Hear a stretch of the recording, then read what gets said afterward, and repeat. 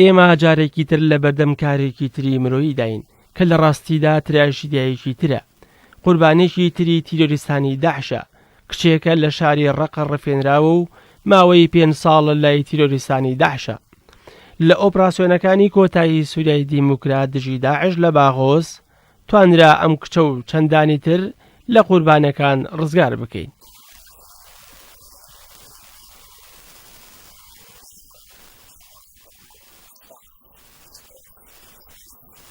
من 3 جار دەڵێم سوپاس سوپاس سوپاس لە ناخی دڵمەوە. سووریا وەک خێمەیەکی گەورە وایە، هەمومان کۆ دەکاتەوە بە هەموو دین و نەتەوە و لایەنەکان. ئێمە هەمومان نەوەی سووریاین.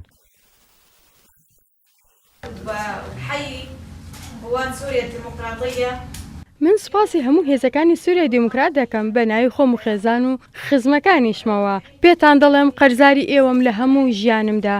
هیوادارم خۆی گەورە یارمەتیم بدا و بتوانم ئیشێکی گەورە بکەم.